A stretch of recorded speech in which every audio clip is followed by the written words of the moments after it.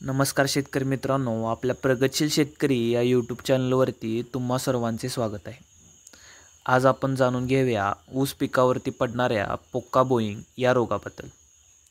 मित्रांनो, ऊसावर पडणारा हा रोग बुरशीजन्य असून फ्युझारियम सचारी असे याचे शास्त्रीय नाव आहे. मित्रांनो, पोक्का बोईंग ही एक इंडोनेशियन संज्ञा आहे ज्याचा अर्थ होतो विकृत शेंडा.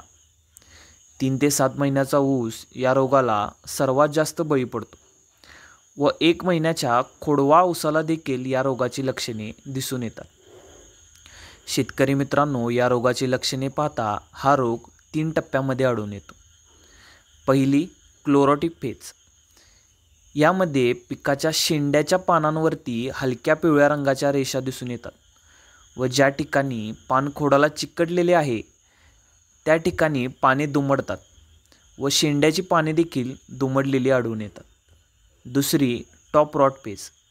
मित्रांनो, या टप्प्यात लक्षणे पुढे जाऊन ऊसाचा शेंडा कूच तुम्हाला दिसून येते व शेवटच्या टप्प्यात ऊसाच्या कांड्यांवरती चाकू किंवा धारदार गोष्टीने कापल्यासारखी लक्षणे दिसून येतात, म्हणून यांना नाईफ कट फेज असे म्हणतात.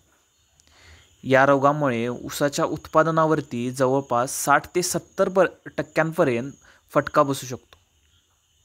पाण्या कुडवणे व ऊसाची उंची थांबणे ही लक्षणं पोक्का बोईंग या रोगांतर्गत दिसून येतात.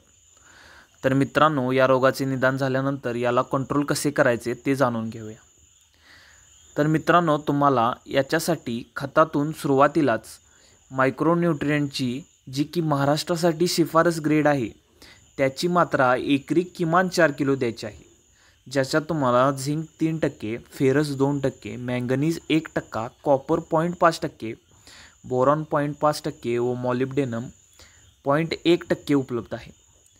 त्यासोबत मित्रांनो, तुम्हाला ट्रायझॉल ग्रुपचे जे काही फंजीसाईड बाजारात उपलब्ध आहे त्याचा वापर आपल्याला प्रति लिटर पाण्यासाठी 1 मिली या प्रमाणात करायचा आहे. तर मित्रांनो, तुम्ही अशा प्रकारे पोक्का बोईंग या रोगाचे उपाययोजन करू शकता.